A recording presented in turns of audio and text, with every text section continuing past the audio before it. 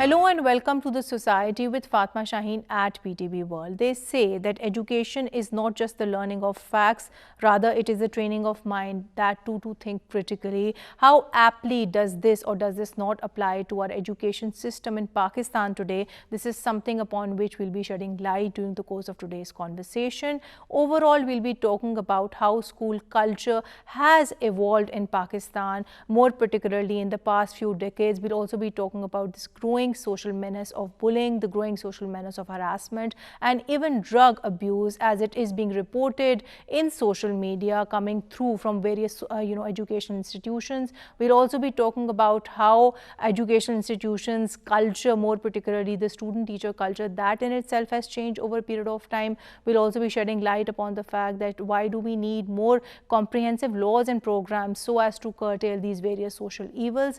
And last but not the least, we'll also be talking about the various initiatives that the government has taken so as to overall improve both the quality as well as the standard of education in Pakistan.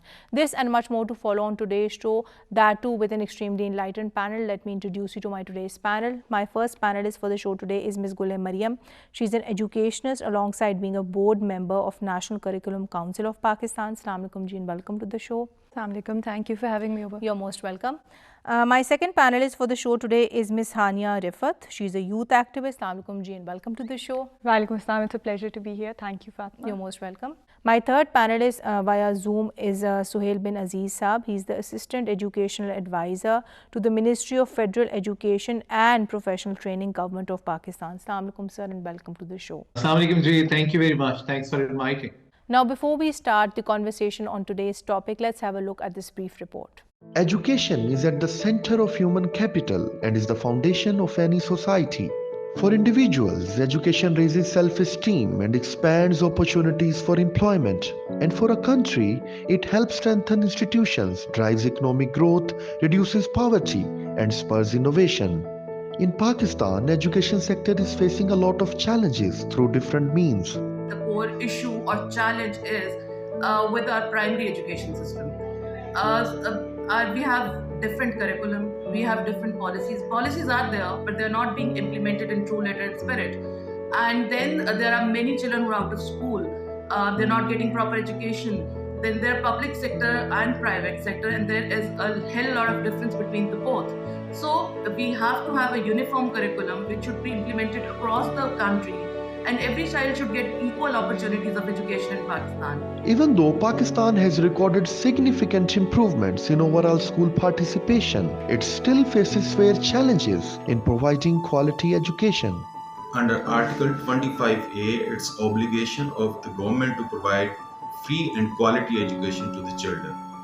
But unfortunately, we have multiple issues in providing such quality and free education. For example, the teachers are not well trained, and we should invest more in the professional training of the teachers. In the same way, we should invest more in providing facilities to the schools, as well as we should also take care of the mental health of the students.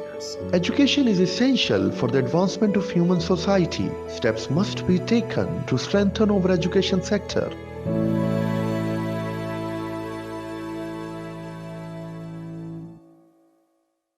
To start the conversation with you, madam, back in the 1940s, when the schools did come into being in the US, we saw that classroom environment was very different back then. From using chalkboards, we've seen that, now, of course, smart boards have been used. And then we've also seen various factors like gun violence, like segregation. And more recently, the COVID-19 pandemic has completely impacted the education system in the United States of America. But when you make a comparison of this with Pakistan, what are the most pressing changes that you do observe? The pandemic has totally changed the world altogether, and for Pakistan also it has been nothing like a huge change.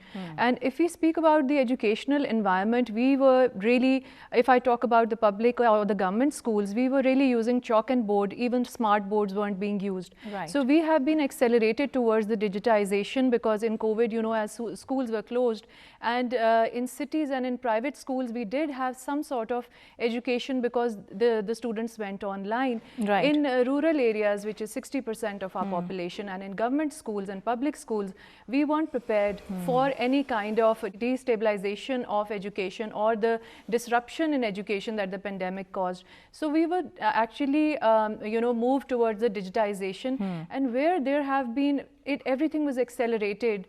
The world was going fast. We were way behind. And while we were trying to educate our children with the newest form of technology, as you just said, that there have been pros and cons in this technological advancement. Where we've been, our teachers were not trained. We didn't have a robust IT structure to go online. We did everything in a rush, if you can put it. So our teachers have been trained in a rush. We have been going through a lot of revolutionary things in education system as it is. Madam, but just one thing, when we talk about, overall the changes which have, emerged, so to speak, we do see that the school culture now is quite different from what it was few decades ago, even for that matter, if we go back 5 years ago. So what are the pros and what are the cons of the school culture as you do see it evolving over a period of time? Because you have taught in the public sector and you have had that benefit of course, teaching in private institutions too. Yes. See, there are both good points and a little negative points also.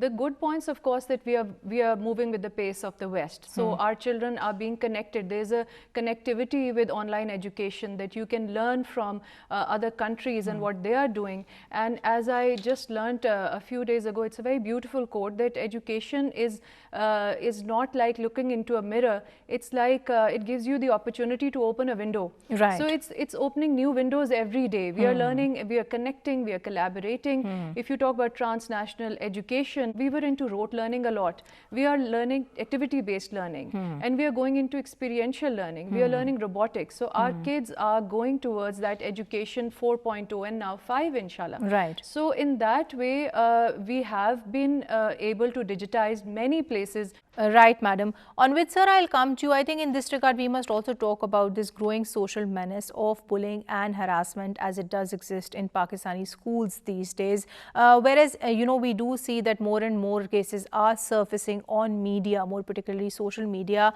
There are still a lot of children out there who do suffer, but they choose to remain silent about it. So how then can we, inculcate this culture where children are encouraged to speak up openly about such incidents, rather also to tell them that, reporting is definitely something that will make the difference, because that is the first step of getting such incidents investigated. It's not something you can teach in isolation how to say no, but it has to come, within different subjects. And as Mariam just mentioned, we started curriculum reforms, and one of the main motives of these curriculum reforms is to bring up a child, a student who has, who is ready to face the challenges. And these challenges are not limited to just academic challenges or their professional life challenges, but social challenges which they face. Zainab's incident, everyone knows about that, and Zainab Bill, at least it helped us. But at the same time, we thought it has to be part of curriculum as a cross-cutting theme, the life skills. they are to be taught to students. They should know what to do in different situations of child abuse. And another thing on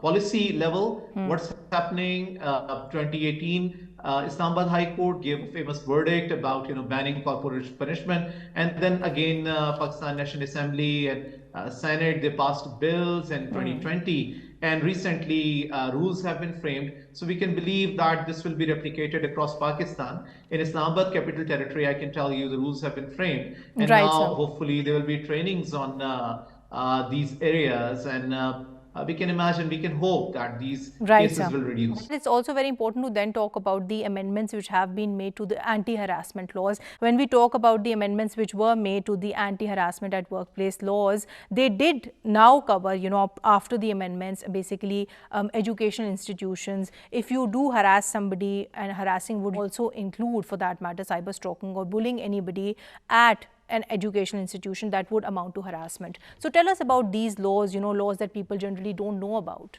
The definition of harassment, as has been amended in 2022, now accounts for bullying, which is a positive step, because initially the the definition of harassment was restricted to sexual harassment.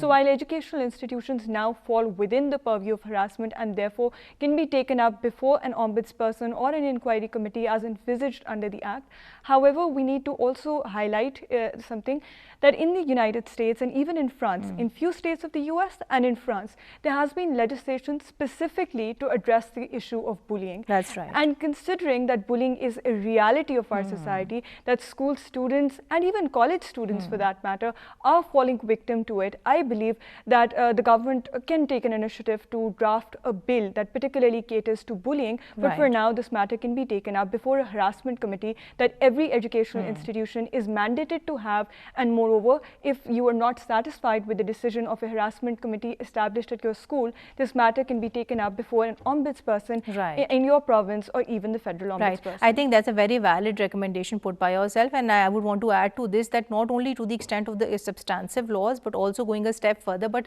even providing children who are subjected to harassment or violence treatment, because we do see this happening in US. You very rightly so mentioned that whereas we do have a very clear, very categoric anti-bullying policies, we also have psychologists on board in schools looking after those who have been harassed, who have been bullied, on which I'll come to you, madam. We must also talk about this increasing cases which do make the headlines every now and then, and I'm talking about these growing number of cases of bullying and harassment as we do see them emerging in different educational institutions. So as an educationist in your own right, do you feel that overall has the number of cases grown, or are people now more comfortable talking about them, more comfortable reporting them, as opposed to what was perhaps the case a few decades ago?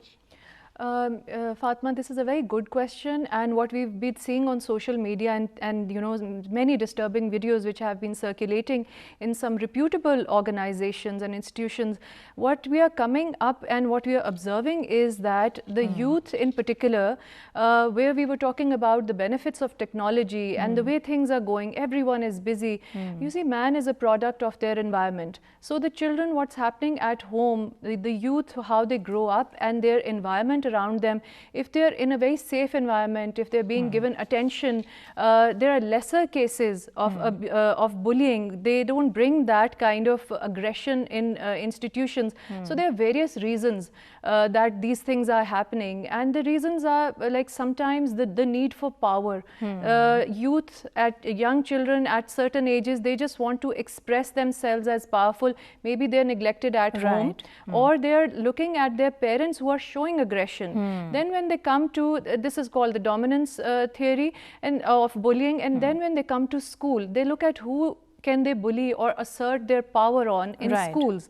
And this could be, there's so many reasons. There's gender, class, there's socio-economic factors.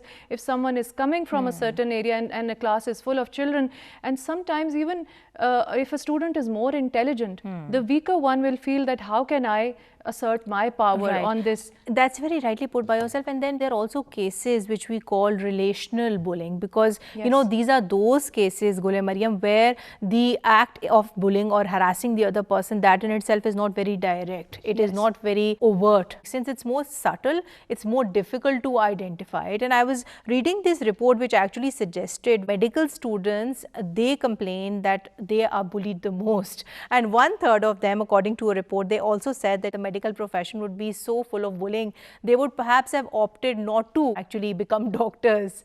On which, sir, I'll come to you. In this regard, we must also talk about this growing culture of elitism as we do see it in various kind of schools in Pakistan today.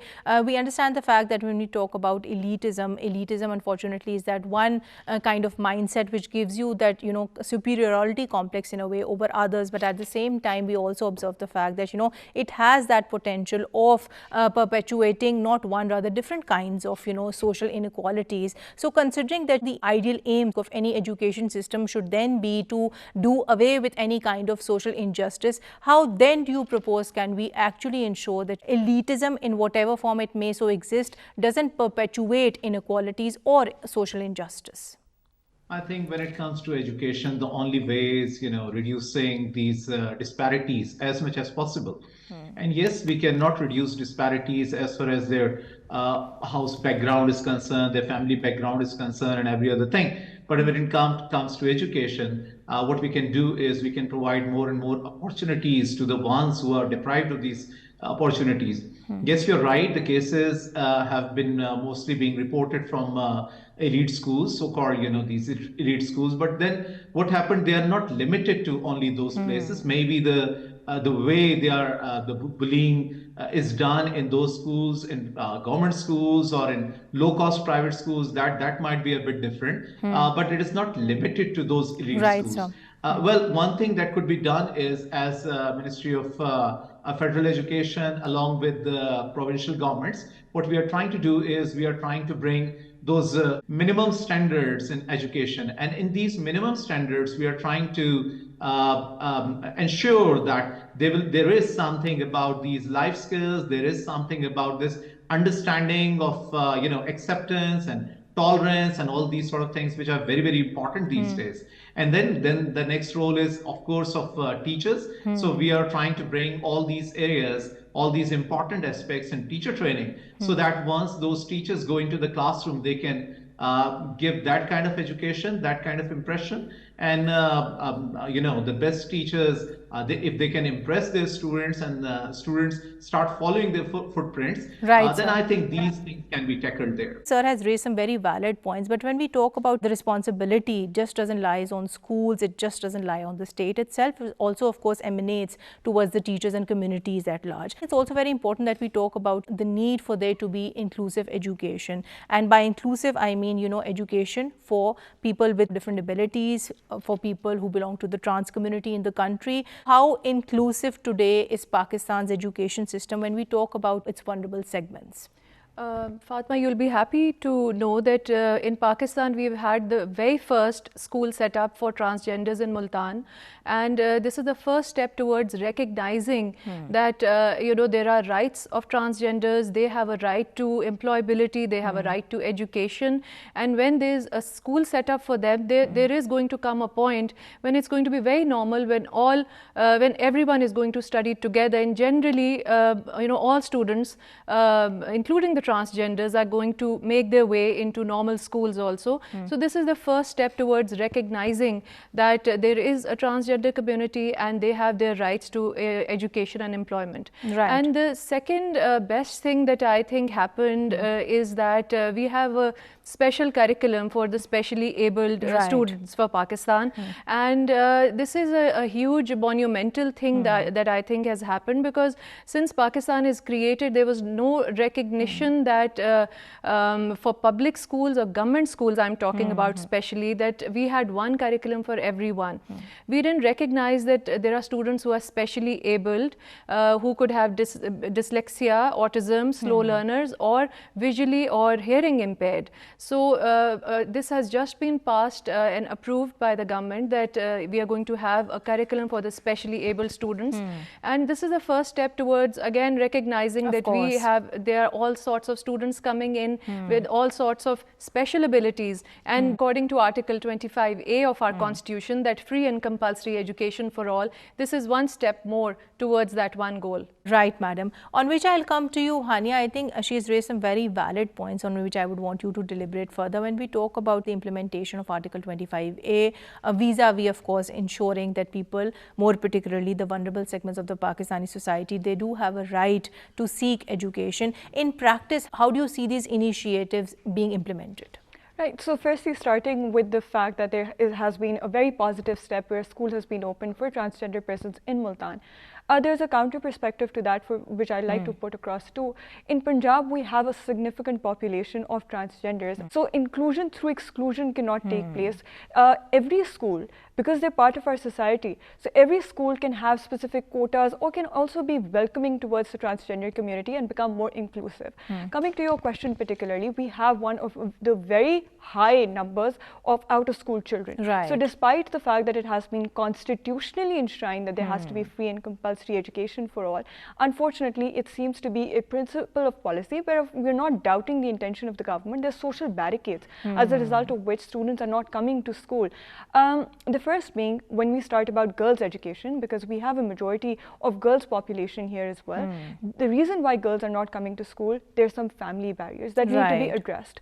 So there has to be confidence of parents when they're sending their children to school, be it in terms of safety, security, assurances, and in terms of educational quality. And So also in terms of being able to send your child to the school, more particularly to the girl child, because a lot of times we see that, you know, people who belong to the remote and rural areas, they would rather prefer sending the girl child to work somewhere or to get her just married off rather than to send her to school. So we have those typical socio-cultural notions that we do have to overcome in order to actually enforce all these positive initiatives which have been taken. Right. So till 16, that means it includes primary and secondary school. Most localities in our country might have primary schools available for girls, but secondary schools, colleges, they are very scarce. So as you've rightly pointed out, accessibility for education also becomes an issue for these girls. So building more schools, building more colleges in remote localities can actually address the issue of girls' education. Right. At the same time, improving the quality of education that is available in these rural areas where a majority of our children, as rightly pointed out,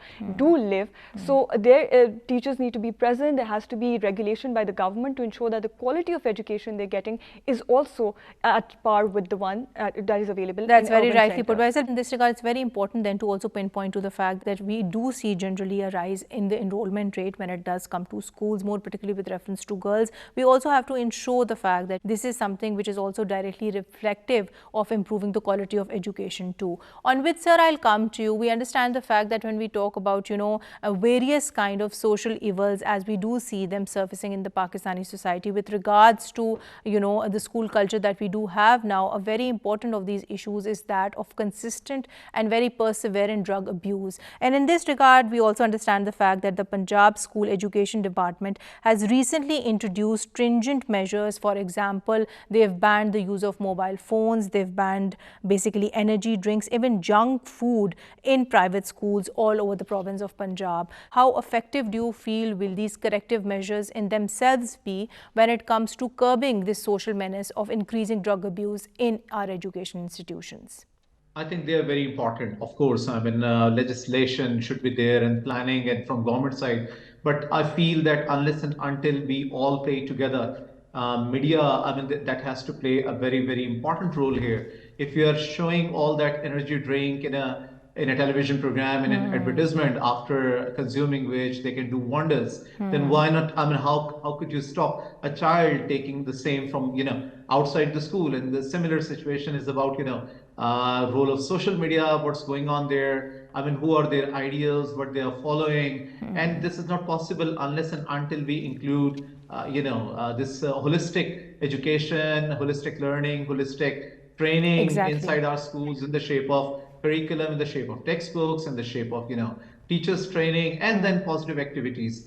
How much positive activities, how many positive activities you can provide to your students, they will take them away from, you know, these negative sides. If they don't have anything, then definitely if there is a vacuum, that has to be filled by someone. These corrective measures, in order for them to be implemented properly, because they do seem to be well intentioned, we need to ensure that they are complemented by more holistic measures. Another thing I just wanted to add, we listened about, you know, this out of school children and at 25A. You see, one of the biggest reasons why many parents, they don't send their children to schools and they send their children to these different shops for earning some small amount of money, because they don't see any benefit of this formal education. So understanding this fact, what we have started is we have started an accelerated learning program till middle level, and the Right. students, those who are dropouts and those who are out of school, they are taken into this program. And with that, we have also brought in,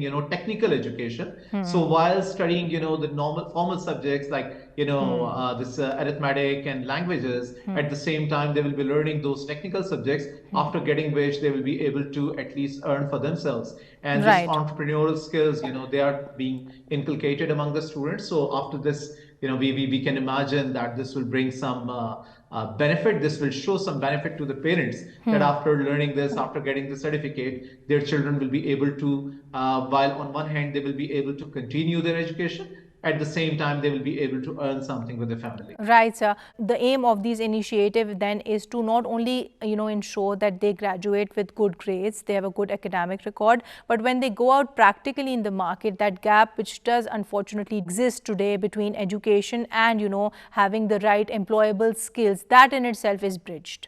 Employability is one of the concerns, most important concerns, where on one hand we want to see a student, a young man, after passing out from schools and colleges, universities, coming as a very good citizen, very good Pakistani, the one who knows about his or her roots. At the same time, we want to see them entrepreneurs, not looking for the jobs, but the ones who will be making many jobs available for many other people. This is something which would be particularly useful for women who belong to the rural areas, and I think you would want to add to that, because these are the women who don't get that basic education which they must get as per the constitution of the country. They still have those vocational skills with them which would actually enable them to earn a livelihood for themselves. So I think in that strata of the Pakistani population, programs like these, they would be very effective. Yes, I totally agree, and I know about this program also that has just been started, and it is essential absolutely that we give employability skill sets or entrepreneurial skills in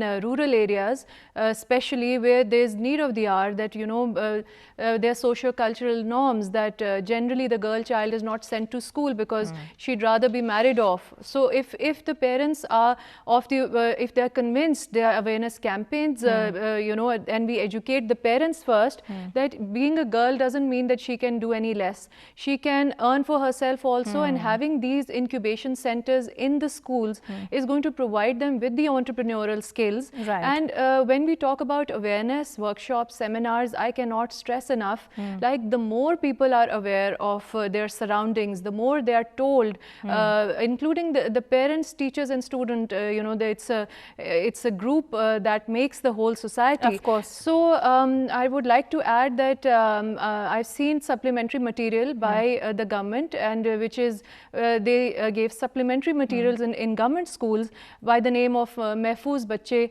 Mazboot Pakistan, and in the curriculum it has been inculcated as a compulsory supplementary material from class 1 to 12, and which has different topics for classroom activities also, where the children are educated on ethical values, on bullying, on drug abuse and the harmful effects of drugs. Right, so this is all related, and the gist of my point would be that the more we have awareness workshops, and how the media plays a role in educating the youth and the parents, and we guide our teachers, we train them how to implement that in the schools. Right, Ms. Mariam. I would want you to comment on this further too, that too from the viewpoint of a youth activist in Pakistan. When we talk about the role of media, we have seen that media in ways more than one has emerged to be a double-edged sword. At one place it of course has a very educational, informative role, but at the same time it also has that potential to fuel a different kind of mental health issues, to also have a dark side too. So as a young person in Pakistan, how do you feel can we use media, more particularly social media, so as to educate people, more particularly children, about the different kind of social menaces that we are talking about, be it bullying, be it harassment, be it violence, or for that matter even increased drug abuse in the society? A recent report that has been published by the National Commission for Human Rights has highlighted that 1 in 3 people above the age of 14 are going to be impacted by some sort of a mental health disorder in their lives, and they don't have adequate access to mental health support. This is a stark reality, and the fact that a lot of these students, when they're in school, colleges, universities, they develop a lot of mental health challenges, and when they do not get adequate support, they tend to rely upon drugs. As you've rightly mentioned, the double-edged sword that exists in our society society, be it the media. So the media has a crucial role to play here. Either it can take a young person into a very positive direction, but if there is undue support towards substance abuse and the fact that it is shown positively or it is glorified on the media, it can negatively impact the life of an individual who's going through those mental health challenges. Right. So the media can play a very important role in terms of awareness, in terms of making children aware, making young people aware that in case they encounter any mental health challenge, they can seek support. And how can they seek that support? That can be, well portrayed on the media and not glorify substance abuse. Right. So some sort of check and balance to be introduced in the media as to the type of content that is available for children who are below the age of 18 and where they cannot make a sound choice or make a choice that goes in their benefit. So there's probability that they might take an action that is influenced by the media, but that has negative impacts on their own physical and mental health. Right. It's also very pertinent then to also talk about cyberbullying, because that is another kind of bullying, because you see with the advent with the greater use of social media, cyberbullying in itself, online trolling, that has also become so common now. What checks and balances need to be placed on the industries per se so as to be able to cater to this issue? Because media then again here has a very important role, but it is something which is then supported by the fashion industry of the country too. Young girls and boys all over the world, they look up to these models, and the type of image that we get to see is that the only size that is acceptable is size 0, which is unfortunate because everybody has a unique body image, and the only consideration that a young person should have is that they should be healthy, and if they're comfortable with their body shape and size, there should be no motivation to engage in such activities like substance abuse or even unhealthy activities, unhealthy diets for that matter, to achieve the body image that is being projected on social media. So that is an unfortunate reality. Now the fashion industry, or if we look at the film industry in general, international film industries like Hollywood, even if you go cross-border, there have been checks and balances that are being introduced by the law enforcement agencies in those countries. We saw in 2020 where there was increased regulation or there was increased prosecution of drug activities that were taking place in film stars' houses. They were part of the lives of the film stars. So I believe that the law enforcement agencies, in particular, if we look at Pakistan, the anti-narcotics force, the police, they need to very vigilantly regulate these activities and take prompt action to make sure that such images that we do get to see are healthy images and are not being shown and are not being achieved through illicit and illegal means. That's very rightly put by yourself, Hania. So I think then the basis of your argument is that there needs to be a basic shift from that of having, the perfect, the very thin body image to that of, kind of encompassing or embracing body positivity. Onward, sir, I'll come to you, and before we conclude today's show, it's very important then to also talk about not one, rather various initiatives that the government has taken so as to overall improve the quality and the standard of education. In this regard, it's very pertinent to mention the mandatory CPR training which has been introduced in the curriculum. It's also very pertinent to mention that Pakistan in a first now also has its own animal rights curriculum. So what more can we expect from the government in this regard, especially when it comes to overall, improving the quality and standard of education in the country? We take pride in saying that Pakistan is probably the one of very few countries which have brought, animal rights in their curriculum for the first time, and that too in a record short time. We just developed the curriculum, we developed supplementary reading material, then launched it, and also launched trainings in the schools. So students are very happy, and now and then we receive pictures and videos, clips from them. They are sharing, how they're changing lives of the animals around them. So that's really encouraging. At the same time, as you mentioned, CPR and other things, yes, that was also one of very important initiatives from government of Pakistan, because we learned that a number of people, they cannot survive in case of accidents and emergencies because they don't have basic understanding of, first aid. And now another important thing, Prime Minister of Pakistan, he has taken notice and he has advised our, Prime Minister's reforms unit. They have given directions to the Ministry of Early Education to include, some content on teaching Constitution to our students. And the basic idea behind teaching Constitution is they should know from the very beginning, the young children, middle schoolers and high schoolers, they should know what their rights are, what are the rights of minorities, what are the rights of women and transgenders and all. So unless and until they know about their rights and responsibilities, they cannot play that positive role that they need to play for prosperous Pakistan. Coming towards you, madam, and coming towards the end of the show, it's also very important then to talk about the changes that we do need to make overall, be it in terms of our educational policies, be it in terms of institutional changes, so as to ensure that implement Article 25A in letter and in spirit. I think instead of one country, we could adopt many good things from many countries globally, because education is not that one country shouldn't be our benchmark for making our education system. Number one, we are equipped ourselves. We have some very good people on board for our own education system. To improve something is the best that you can do on an already existing platform. But having said that, we can learn from United Kingdom. We can learn from United States. The Malaysian policy is very good. The Finnish school system, as we all know, they focus more on experiential form of learning, activity-based learning. The only thing that I feel lacking in our system is that we have to curb the rote learning system. Right. We have to move towards we have to go towards a holistic approach towards education.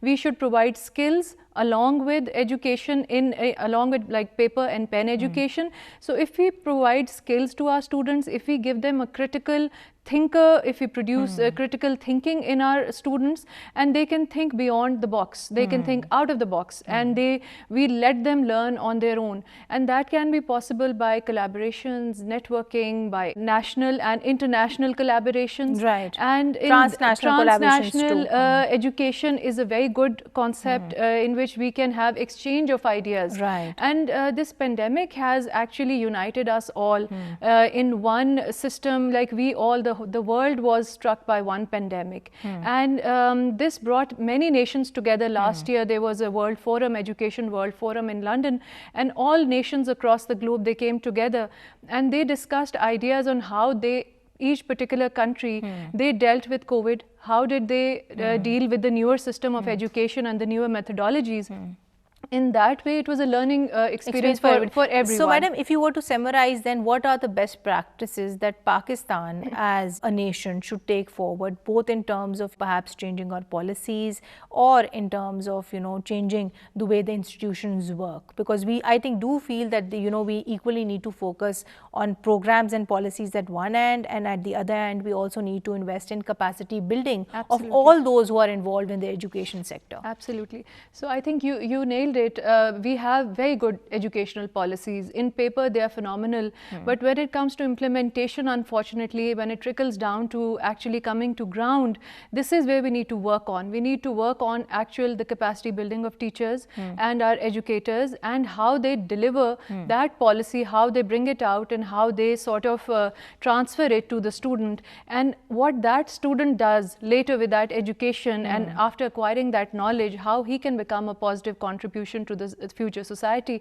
This is what we need. We need capacity building of teachers in every area. Right. And a lot of training on for the newest technology, and a lot of, again, the teachers should be given authority or maybe a little more leverage, so that they can have their own critical thinking or their artistic abilities. I think teacher development is something that we do need to invest in, on which I'll come to you. And before we conclude today's show, it's very important then to also analyze the way forward with regards to overall improving the education system of the country. And in this regard, I would like to, quote this very famous quotation of Einstein, which is that education is not just the learning of facts, it is also the training of minds to think. So when we talk about, enforcing this in letter and spirit in the education system that we do have today, what are the issues that we need to address? From student-centric perspective, the first thing is that the curriculum needs to be reformed in a way that it does not impose a lot of burden on students, and also caters to their mental and physical well-being.